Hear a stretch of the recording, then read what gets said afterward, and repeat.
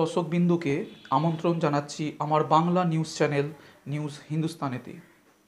তো বন্ধুরা, করোনা আবহের মধ্যেই শুরু হতে চলেছে দূরপাল্লার ট্রেন চলাচল। তো জেনে নেওয়া যাক কোন কোন রুটে মিলবে এই পরিষেবা।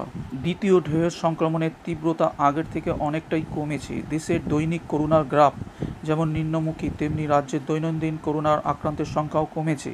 এই পরিস্থিতিতে হাওড়া এবং শিয়ালদহ ডিভিশনে ফের শুরু হচ্ছে ট্রেন চলাচল। 16ই জুন থেকে একাধিক রুটে দূরপাল্লার ট্রেন চালানোর সিদ্ধান্ত নিয়েছে রেলের অপারেশনস।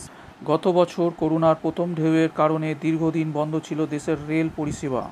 লোকালের পাশাপাশি দূরপাল্লার সমস্ত ট্রেন চলাচলই বন্ধ করে দেওয়া হয়েছিল।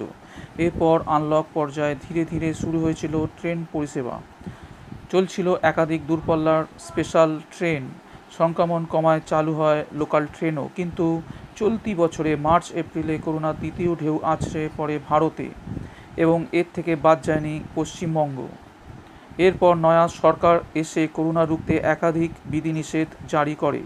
কয়েকটি ছাড়া বেশিরভাগ দূরপাল্লার ট্রেন, সমস্ত লোকাল ট্রেন এবং মেট্রো পরিষেবা বন্ধ করে দেওয়া হয়। আগামী 15ই জুন পর্যন্ত রাজ্যে জারি রয়েছে এই বিধিনিষেধ। নতুন করে রাজ্য সরকার কোনো ঘোষণা না করলেও ছাড়পত্র না পর্যন্ত সমস্ত লোকাল ট্রেন বা মেট্রো চলাচলের ব্যাপারে কোনো সিদ্ধান্ত নেয়নি ভারতীয় রেল। তবে 16ই জুন থেকে দূরপাল্লার একাধিক ট্রেন চালু হচ্ছে।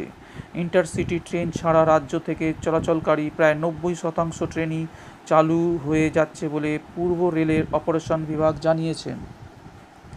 এই সংক্রান্ত জারি করা বিবৃতিতে রেল জানিয়েছে, Howrah Ranchi Shatabdi special, Sealdah new Jalpaiguri special, Kolkata Balurghat special, Kolkata Haldibari special, Howrah Katihar special.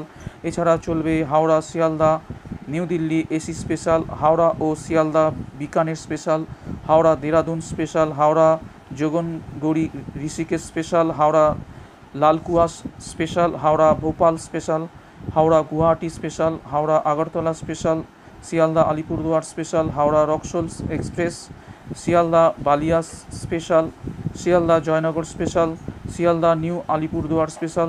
তবে এই সব ট্রেনের যাত্রী হওয়ার ব্যাপারে কিছুটা হলেও সন্দিহান খোদ এখনও পর্যন্ত রেলকর্তারা। প্রিয় দর্শক বন্ধুরা, ভিডিওটা যদি আপনাদের ভালো লেগে থাকে তাহলে অবশ্যই like, share, comment and subscribe করতে ভুলবেন না। আমি ফিরে আসবো আবার নতুন কোনো আপডেট খবরের সঙ্গে। ততক্ষণের জন্য অনেক অনেক ধন্যবাদ।